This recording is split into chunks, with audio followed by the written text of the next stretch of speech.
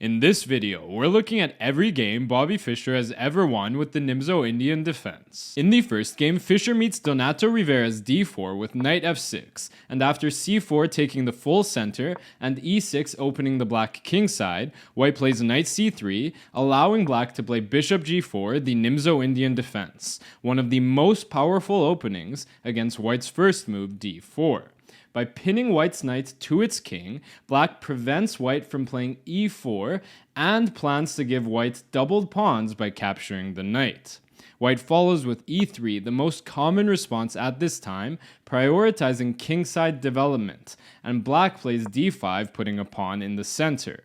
a6 asks the question to the bishop, who answers by chomping down on the knight, and giving white doubled pawns when he recaptures. Fischer follows with c5, trying to weaken white's center. After white develops his bishop, black captures the pawn on c4, forcing the bishop to move a second time when it recaptures. Then white plays queen c7, threatening to capture on d4 and open a discovered attack on the bishop. So white drops his bishop back a square, and black plays b6, opening a lane for his bishop's development. Now, were white to develop his knight normally, black would move his bishop to a6, making kingside castling difficult for white. So, white instead puts his knight on e2, blocking the diagonal. Fischer castles, and white brings out his final minor piece before black develops his second knight to c6. After white castles, black jumps his knight forward again, hitting the bishop. But white decides not to waste any time by moving it, instead advancing his knight to a more active square. Black develops his bishop, and white plays rook c1, a seemingly good move that lines up his rook with the enemy queen. But unfortunately for him, Fischer has been weaving a subtle, treacherous trap for the past few moves, and white fell right into his hands. Can you find the crushing combination that wins black the game?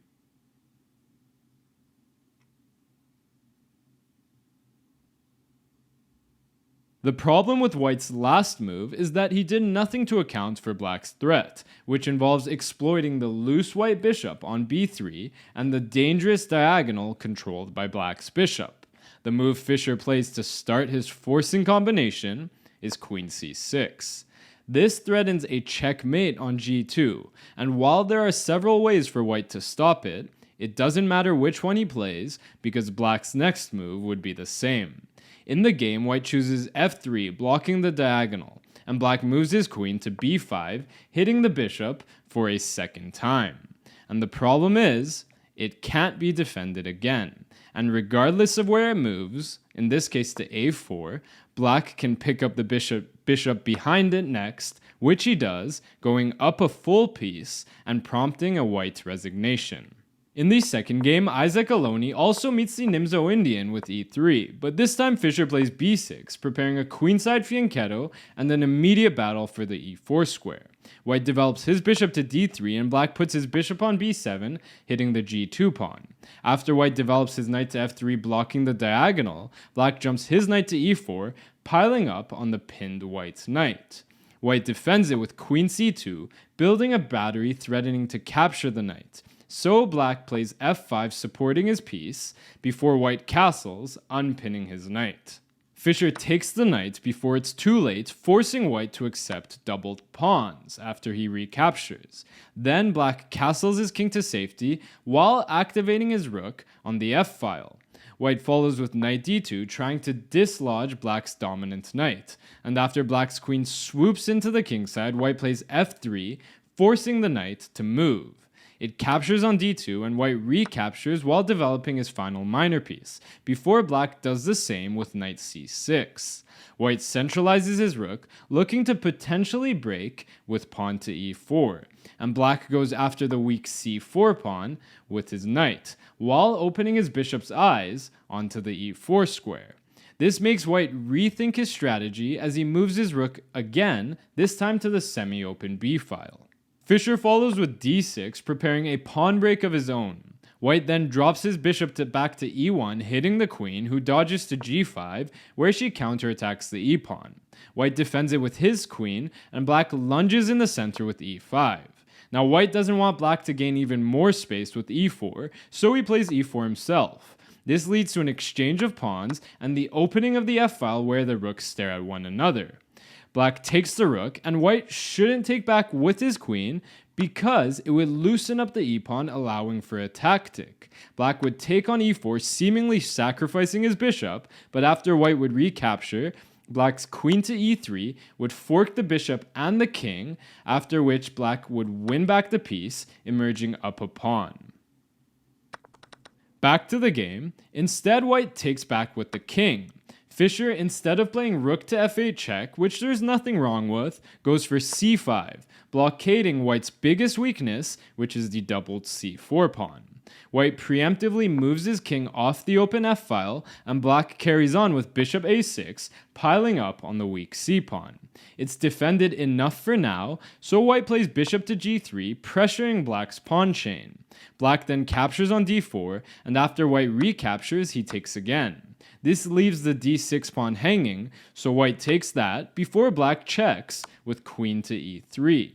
White takes the queen, and black recaptures, getting a pawn that's so close to promotion, but also very difficult to defend. Meanwhile, the c-pawn is attacked twice, but only defended once. White slides his rook over, hunting down the black e-pawn, and black grabs the c-pawn with his bishop, hitting white's bishop. Now white doesn't want to exchange the bishop since the knight would recapture, defending the pawn.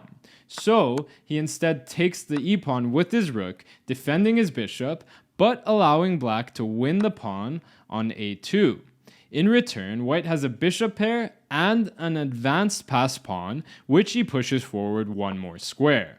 Black uses his bishop to stop any further progress, and white drops his rook back, giving it some more mobility. Fischer starts maneuvering his knight out of the way of his pawns, and white slots his bishop in front of the pawns. This, however, just lets black drop his knight back to c5, kicking the bishop away and making it look a little silly. Black starts pushing his own pawn forward, and after white's bishop to c7 attacking the b6 pawn, black doesn't react, advancing his a-pawn another square. White takes the pawn, hitting the knight, who hops to b3, covering the promotion square, and white attacks it with his other bishop. Fischer slides his rook over, looking to take advantage of the open c-file. After white starts bringing his king in, black moves his knight to c1, threatening a nasty fork on d3 that would win the exchange. White stops that with rook to e3 before black shifts his rook over to b8, hitting the bishop, who's forced to retreat. Then he swoops his rook onto the second rank, checking the king. He runs forward to g3, and black jumps his knight back to b3, hitting the bishop while blocking the white's rook's vision of the a3 square. White's bishop drops to d6, trying at all costs to keep an eye on the black pawn's path. Fischer continues to use his knight at full force as it jumps to d4, threatening yet another fork with knight to f5. Now white should try a move here like rook to d3 or rook to a3. Instead, he stops the threat of the fork with bishop to g4, but this is a slight mistake on his part. Black is able to grab the bishop, forcing the king to recapture and leave the defense of the g-pawn. Black takes that next with his rook, going up a clean pawn and forcing the white king into a perilous place on the edge of the board. Black's rook, under attack, drops back a square, keeping the white king confined to the side of the board. Meanwhile, white, in a desperate bid for counterplay, pushes his e-pawn only 2 squares away from promotion. Fischer's knight, who's become the MVP of this game, jumps to f5, forking the rook and bishop, and white shifts his rook to defend in an attempt to save material. But the knight wasn't just attacking both pieces. It was taking the h4 square away from the white king and setting up a merciless mating net. Black is close to a checkmate here, or a chance to force white to give up all of his material to stop it. Can you find how black can win the game here?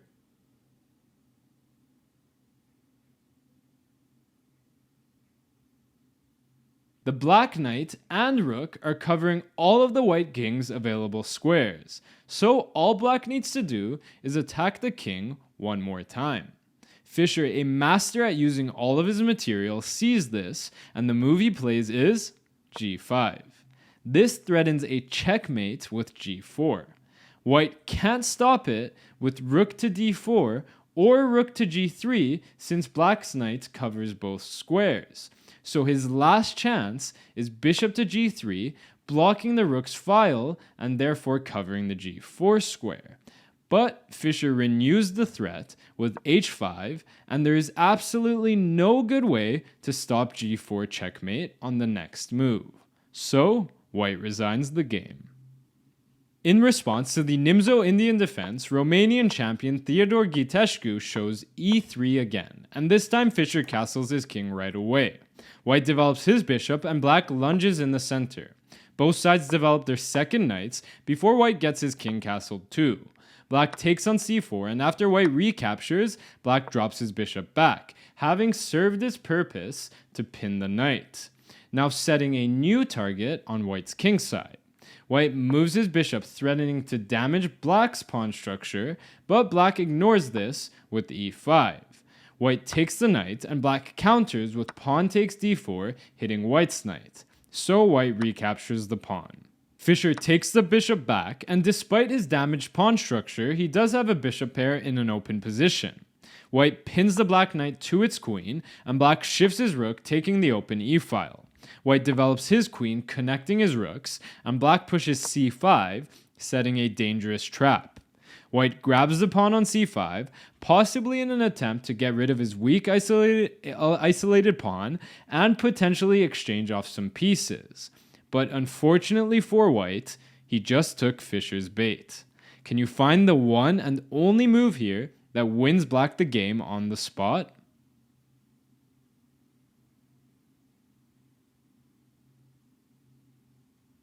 What we can notice here is that the two queens are lined up, but white's queen is undefended. Fischer sees this and finds a way to exploit it. The move he plays is bishop takes h2 check. White resigns the game. It's a check, so white's forced to reply, and whether he takes the bishop or not, black's going to pick up the free queen next. Bobby Fischer's greatest rival, Boris Spassky, is next, and he meets the Nimzo-Indian Defense with knight f3. Fischer goes c5, trying to undermine white's center, and black defends it with e3. The other black knight is developed, and white plays bishop d3 ready to castle. Black captures the knight, doubling white's pawns after he recaptures, and then he plays d6, defending his pawn. White pushes forward with e4, and black stops further advances with e5. Then d5 is played, closing the center and pushing the black knight back to e7. White follows with knight h4, preparing an aggressive central pawn break. To hinder the other white bishop's development, Fischer plays a cautious h6, and white fires out f4. Black responds with knight g6, hitting both the knight and the pawn, and white captures it. Black recaptures with his pawn, which has the added benefit of stopping an f5 advance. But white instead takes on e5, and after black recaptures, white gets a powerful passed pawn in the center. White develops his final minor piece, and black plays b6, looking to do the same. Before both sides castle their kings to safety. White follows with a4, trying to create a weakness on black's king side. And after black plays a5 to stop that, white shifts his rook, staring down the new weakness being the weak backwards pawn on b6. For now it's defended by the queen, so Fischer calmly develops his bishop, pressuring white's a-pawn. White follows with rook b2, looking to double up on black's weakness. So black shifts his rook, adding some defense, before white changes plans with rook b to f2, doubling instead on the f-file and pinning the knight to the rook. Black lifts his queen to connect his rooks and unpin his knight, allowing it to move. Now, in this closed position, it's difficult for either side to make substantial progress, so there is just calm maneuvering. White drops his bishop back to c2, over defending his pawn.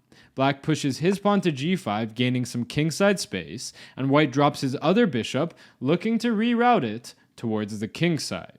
Fischer follows with queen e8, a double-edged move that builds a battery on the a4 pawn while looking to use the newly opened diagonal on the kingside.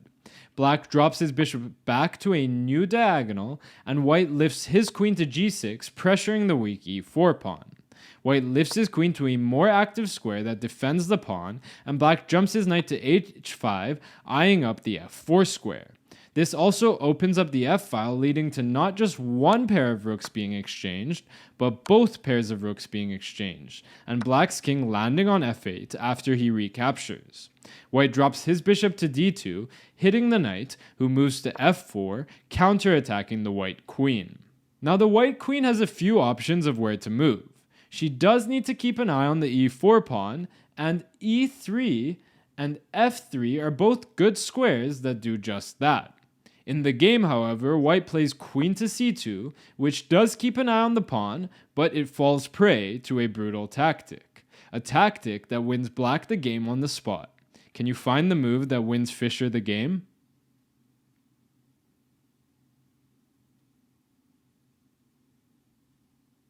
To find the move, you can notice that were black to grab the e4 pawn with his queen, he'd potentially be threatening both a checkmate and the bishop. And he would also be winning the e4 pawn and possibly another one in the process. This means black should try to deflect white's queen away from the defense of the pawn. And the move Fischer does to achieve this is the brilliant bishop takes a4. Black, seeing no possible way out of this mess, resigns the game. Black's bishop is skewering the queen and bishop, and the queen is overloaded defending both the bishop and the crucial e4 pawn. Were the queen, for example, to take black's bishop, then black would take on e4, threatening not just one checkmate, but another one by taking the bishop. The king could move to defend his bishop, but then knight d3 check would fork both the king and the bishop, and the thing is, after the king would move to g3, black wouldn't even take the piece, instead going for checkmate with queen h4, pushing the king to f3, queen f4, forcing him to e2, and the stunning knight c1 checkmate. Back to the game. Now white has a couple of options here, but they are all very similar. He can try queen to d2 or queen to b1, keeping an eye on the bishop. But in either case, black would grab the piece, deflecting the queen away from the defense of e4, which black would take next, threatening a checkmate on g2. White could defend that before black would grab another pawn, going up a full 3 pawns, and still with lots of attacking chances on white's king. And while white's passed d pawn appears scary, it really isn't a problem because black could offer a queen trade and then go pick up the pawn later with his king. So there's just no hope for white. Anthony Saidi's response to the Nimzo-Indian in this game is again the most common e3. Fischer goes for b6, opening his bishop's development, and after white plays knight e2, supporting his knight to avoid doubled pawns, but blocking his white bishop's eyes, black plays bishop a6, attacking the now undefended c4 pawn. White jumps his knight out of the bishop's way, and black captures the knight, damaging white's pawn structure after he recaptures. Black follows with d5, hoping for a capture so that he can take the bishop on f1, potentially stealing white's ability to castle kingside. White doesn't budge, instead playing queen f3 to support a central advance. Black castles, and white pushes forward with e4. Now the c-pawn's been hanging for a couple moves now, and with this tension in the center, Fischer finally captures the pawn. Still, this gives white an incredibly strong and unopposed center, as he follows with bishop g5, pinning the knight, ready to play e5 to pile up on the piece. Black plays h6 right away, kicking the bishop back to d2 before developing his final minor piece. White's knight e5 hits the knight, who jumps forward to d5. Then white plays a neat sacrifice, knight f5, so that after black captures the piece, he leaves the defense of his knight, which white captures in return. Yet white's king remains in the center and Fischer shifts his rook a square, peering at its prey. White grabs the pawn on c4, building a battery aimed at the f7 square, but black doesn't mind as he plays the brilliant move, knight takes e5, defending the pawn. Now were white to take the piece, black would grab the queen, and after the bishop would recapture, black would take the pawn on e5 with his rook, forking the king and the bishop to win back the piece along with a 2-pawn advantage. Now going back, instead of this, white exchanges queens and black inserts knight takes c4 with a discovered check on the king. White takes the rook with his queen and black recaptures with his rook, again giving check, pushing the king over to d1, keeping defense of his bishop. What's happened after all of this is that Fischer sacrificed the exchange for a pawn, but he has incredibly active pieces in return. He grabs the bishop on d2, white's only developed piece, and lures the white king onto d2 after he recaptures. Black then checks with rook e2, forcing the king back and winning another pawn with his rook. This puts him at 2 pawns and a bishop for the rook, which is equal material, but black's pieces are impeccably placed. The g-pawn is under attack, so white pushes it out of the way, but the 2 white rooks are stuck in their respective corners, defending the poor pawns. Fischer drops his bishop to b7, hitting the rook who runs to e1. Now black doesn't want to give white any chances as he slots his bishop onto e4 to stop white's rook from entering the 7th rank. White could push his h-pawn to safety, but black is also threatening to play rook c2 to win the c-pawn. So he instead lifts his rook to e3, allowing black to grab the h-pawn. White, trying to free up his other rook, pushes his a-pawn to safety, and black pushes h5, getting his own pawns rolling. The white rook jumps to a3 before black pushes g5, and the white rook shifts over to the semi-open b file. Fischer keeps his pawns going with f6, and white plays a5, hoping for a capture so that his rook can go pawn hunting. But that doesn't happen, with black instead playing h4, trying to get a passed pawn to seal his victory. White takes on b6, and after black recaptures, white takes on h4. Black takes back with his rook to keep his pawns connected, and white shifts his rook to the open a file. Black drops his rook back to defend his pawns in anticipation of white's next move, rook to a7. He then slides his rook over so that he can lift his king without blocking his rook's vision. White pushes d5, trying to take advantage of the pin on his bishop to his rook, but black just lifts his king, and white lifts his king as well.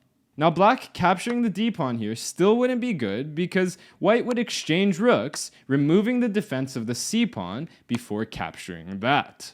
Going back, instead of this, Fischer carries on pushing his pawns with f4, hitting the rook who drops to e1. Black's pawns keep going as a team, one after the other with f5. White plays c4 and black continues g4. White, not really able to do anything to stop black pawns, shifts his rook over a square, and black pushes his g-pawn again. White tries d6, hitting the rook and trying to deflect the c-pawn away from the b-pawn's defense. But Fischer just takes the pawn, allowing white to grab the b-pawn before he pushes f3. White takes a good hard look at the board here, realizing that black's just going to push his pawns to promotion, and he resigns the game. Now there's many possible continuations here, and this one is only one of them. But in any case, black's going to get a queen, and he will win the game shortly after. Anthony Saidi is back for the next game, and he plays e3 in response to the Nimzo-Indian. Fischer castles, and white plays knight e2, defending his other knight, before black pushes forward with d5. a3 asks the question to the bishop, and without the ability to double white's pawns, it drops back to d6. White gains more space with c5, forcing the bishop back another square, and then white pushes b4, creating a sturdy pawn chain. Black challenges that pawn chain with b6, and white maintains tension, jumping his knight up to f4. Fischer takes the pawn, and after white recaptures, he brings his bishop out to a6, offering an exchange. White takes it, and black recaptures with his knight before white castles his king to safety. Now black's knight doesn't really have any good way forward from its position, so it drops back to b8, and after white develops his bishop, the knight jumps back to c6. White attacks it with his queen, and black defends it with his. White maneuvers his knight to d3, and black plays a5, stopping the white knight from hopping to b4. White follows with f3, preparing a central pawn advance. Fischer centralizes his rook onto d8, and white slides his rook over to the open b file. Then black drops his knight back with the plan of playing f6 and e5. But after white plays f4, fighting back for the e5 square, black jumps his knight right back to f6, ready to exploit the weakened e4 square. White swoops his rook menacingly onto the 7th rank, and black jumps his knight forward to e4. Now white could take that knight, but he instead decides to drop his bishop that was under attack back. Fischer in aggressive fashion follows with g5, hoping for a capture so that he can activate his bishop. But that doesn't happen as white jumps his knight to e5, hitting black's queen, and black takes that knight, opening the queens to one another.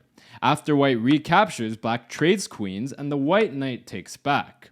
The c-pawn is now undefended with the queen gone, so black shifts his rook over a square defending it, and white doubles up on the open b file. With the black bishop undefended, the c-pawn is now pinned to the piece, so Fischer moves his king over to defend it, and white jumps his rook to b5, adding an attacker to the a-pawn. But black doesn't respond as he moves his king closer to the action with plans to defend his c-pawn. This is because were white to take the black pawn with his bishop, then c6 would force the rook away from its defense and he would be able to win a piece. And going back, were white to take the pawn with his rook, then black would take it, and after the bishop would recapture, rook to a8 would skewer the two pieces, winning at least one of them. Back to the game, so white drops his knight to b2, now threatening to take the pawn with his rook, and Fischer pushes it forward out of harm's way. White starts activating his king, and black plays f6, trying to break free from white's central stranglehold. White maintains the tension with knight d3 defending his center, and after black takes the pawn, white recaptures with his knight. Black attacks that knight with his bishop, happy to exchange pieces, being the side with less space. But white's knight jumps forward to c6. Black attacks it with his king, and the knight goes to a7, hitting the rook, who swings over to f8, peering at the enemy king. White checks with c6, pushing the king back to e8. Now white can't take the c-pawn just yet because of discovered attacks on his king, so he moves the king out of the way to e2. Fischer drops his bishop back, defending his pawn, and white slides his rook over to a5, hitting black's a-pawn. Now I'll be honest here, things aren't looking great for Fischer, with no way to defend his pawn. So let's see how he finds counterplay and makes a comeback.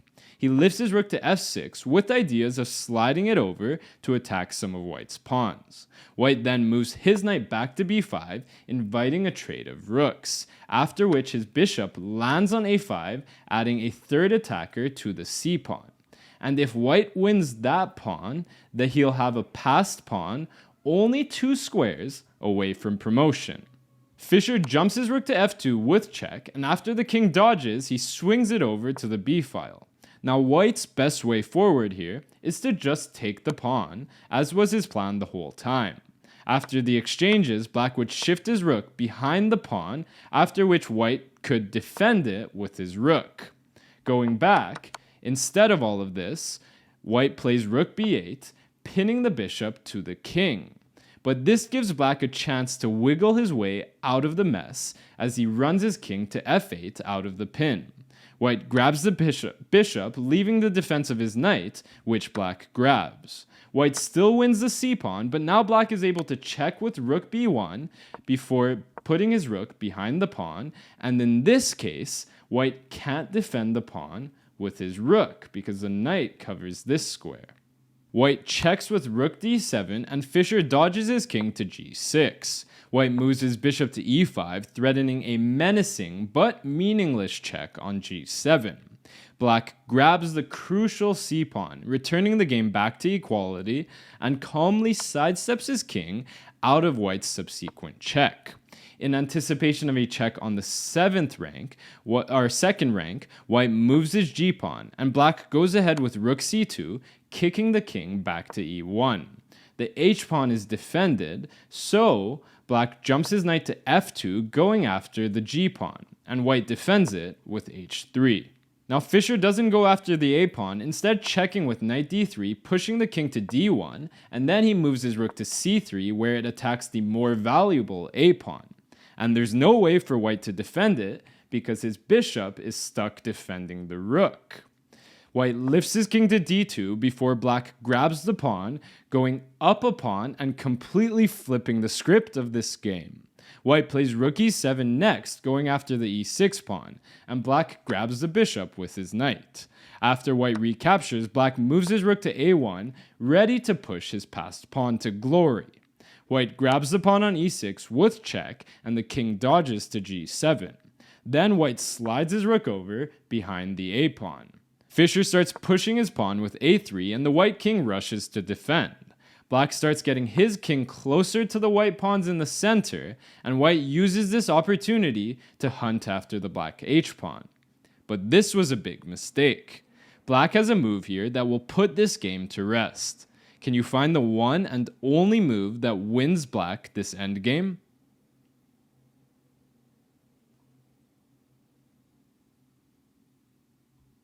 To find this move, you need to notice a few things. For one, the white king is nowhere near the defense of all of his weak pawns, and is stuck keeping an eye on black's a-pawn.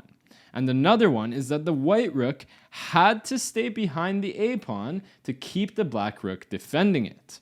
Fischer notices all of these, and using this mere moment where his a-pawn is no longer under attack, plays the move rook to e1. This attacks the e-pawn, and the white king can't afford to defend it. For example, king to d2 would move it too far away from the a-pawn, and after black's rook to h1 saving his rook, white would be forced to move his rook back to a6 to stop the pawn from promoting. But unfortunately, black could play a2, a step away from promotion, and white wouldn't even be able to take the pawn without losing to the rook h2 skewer. Back to the game, white moving his rook to a6 would also not work because black could either grab the pawn on e3 defending his pawn, or even play a2, after which he could force an exchange of rooks, then go win all of white's pawns with white's king so far from the action.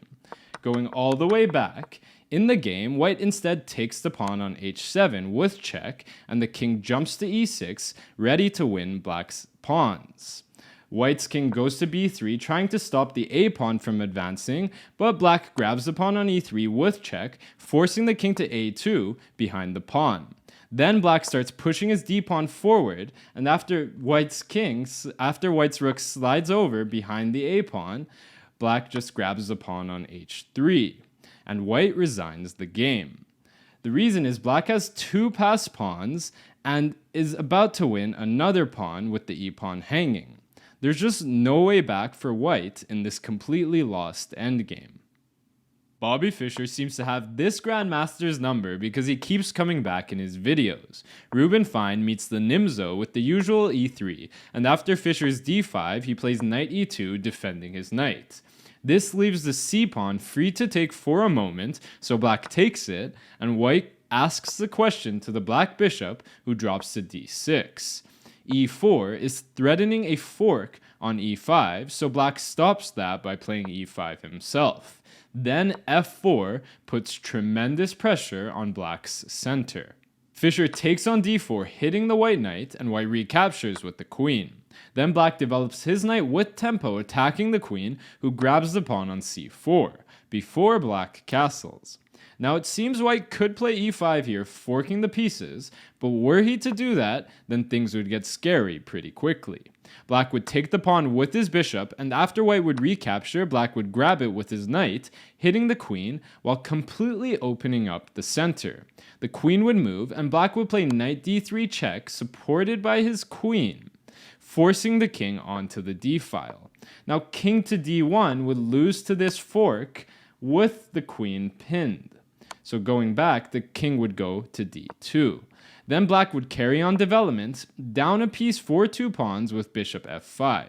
And even if white were to exchange queens, black would get the rook on the open file, ready to hunt down the white king.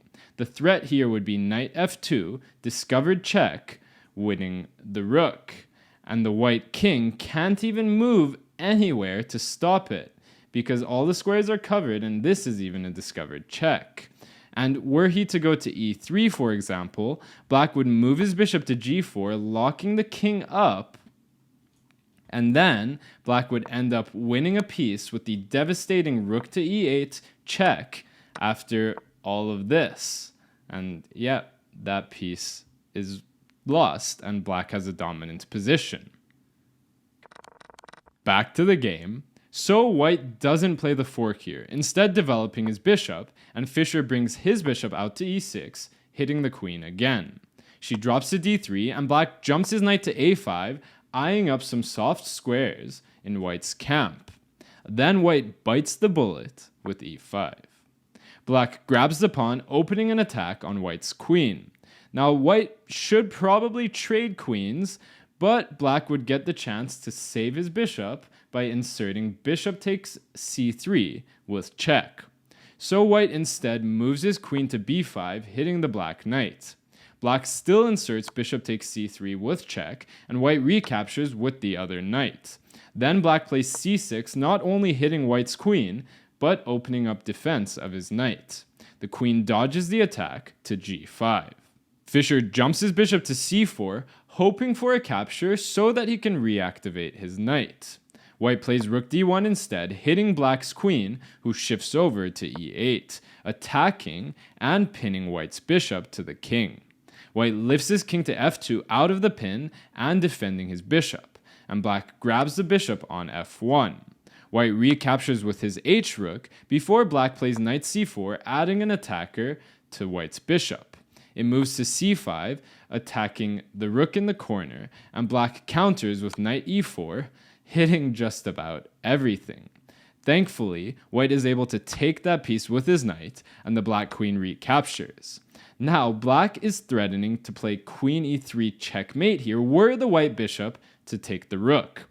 So white rushes his king to safety on g1, now threatening to take the rook. Fischer pushes f6, hitting the queen, who drops a square. This also frees up the f7 square for his rook to evade danger.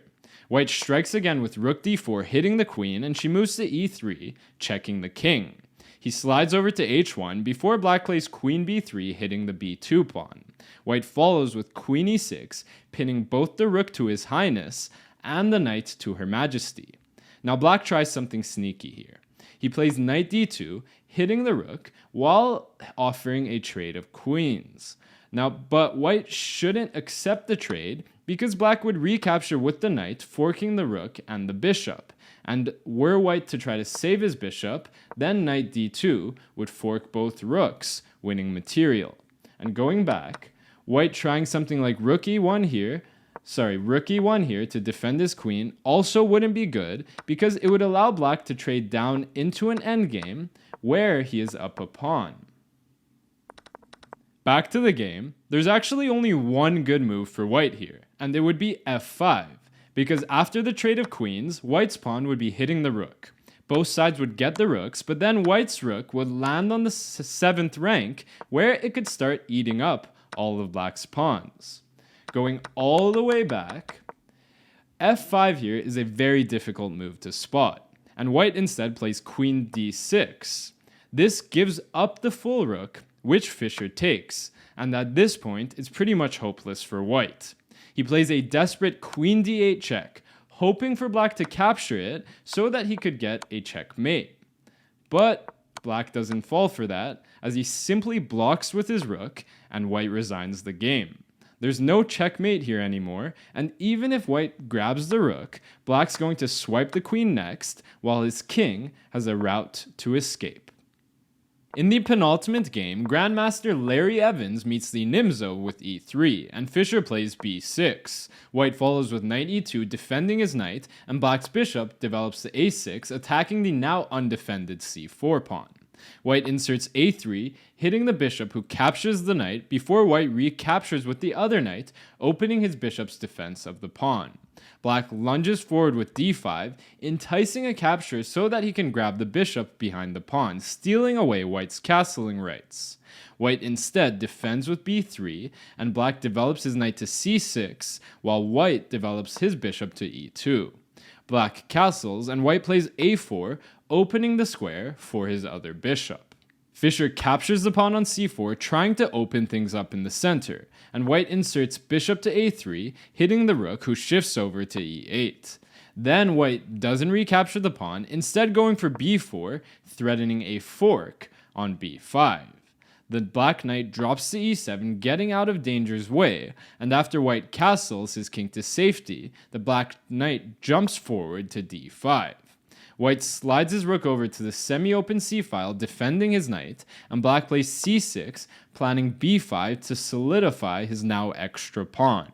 White moves his bishop to f3, staring down the long diagonal, and black plays b5, before white closes things up on the queen side with a5. Fischer develops his queen to c7, and white does similar before black centralizes his other rook on d8. White puts his rook on the d-file as well, and black's bishop, now staring at concrete, drops down to the long diagonal. White lifts his rook to d2, planning to double rooks on the d-file in anticipation of an opening of that file. And he was right, because black takes the knight on c3, removing the attacker of the b5 square. This allows black to push c5 next, a clever pawn sacrifice with his pawn no longer hanging. This last move opens the bishops to one another, and white shouldn't take the black bishop because black would be able to insert pawn takes d4, keeping his extra pawn because it attacks the queen. Going back, so instead of taking the bishop, white grabs the pawn, equalizing material. Fischer is then able to swipe white's bishop, severely damaging his kingside pawn structure after he recaptures. Then black exchanges a pair of rooks, luring the white queen onto the d-file, where the black rook can attack her. She drops the square, and black lifts his rook onto the third rank, where it hits the bishop, who drops back to b2. Black then hops his knight onto a powerful post on d5, pressuring the pawn on b4. And we start to notice that white can't really make any progress here. His queen stuck defending his pawn, the bishop has nowhere to go, and the white rook is kind of trapped on this side of the board. White moves his bishop to c3, not making any progress, while black plays f6, preparing a central advance, before white drops his bishop back to the corner. Fischer presses forward with e5, and white plays king g2 because there's not much else to do. Black shifts his queen to d7, ready to attack the white king side, and white plays rook to c2. Black plays e4, trying to deflect the pawn away from g4 so that he can move his queen there, and white drops his rook back a square. Black takes the pawn, and white doesn't want to stray his king too far forward, so he retreats to h1. Fischer follows with a brilliant sacrifice here. Knight takes b4. White can't take it with his queen because it would leave defense of the back rank, allowing black to get a quick checkmate in 3 thanks to his f-pawn. Going back, so instead of this, white slides his queen over to g1, trying to protect his king, and black lifts his king to f7, preparing for an endgame. White moves his bishop to d4, and black drops his knight to c6, trying to exchange off some pieces, being up 2 full pawns now. White lifts his queen, finally activating her, and black grabs the bishop. White recaptures, and black takes the pawn with his rook, now up 3 full pawns. White doubles up on the semi-open g-file, but black just plays g5, saving his pawn. White plays c6 next, deflecting the queen away from the 7th rank once she captures, so that white can bring his queen to b8, threatening the a-pawn with check. Fischer calmly defends the pawn with his rook, and at this point it's just a matter of not getting his king into trouble so that black can convert his 4-pawn up endgame. White plays h3, giving his king some air, and black slides his queen over to e6, hitting the pawn. White defends it with his rook while hitting the f3 pawn, and black starts pushing his c-pawn towards promotion. White swings his queen over to h8, hitting the h-pawn, so black defends it with queen to f5. Then white lifts his king to defend the h-pawn and free up his rook from its defense. Fischer advances his rook to the second rank, hitting the f2 pawn, and white plays a sneaky move. Rook takes f3. Now black might be able to take that rook with his queen, but this would give up the h7 pawn, and black doesn't want to risk any potential perpetual checks on his king after the white queen would take it. So, black instead grabs the f2 pawn with his rook, forcing an exchange of rooks and landing the queen on f2 with check. The king goes to h1, and we see another check, and another one.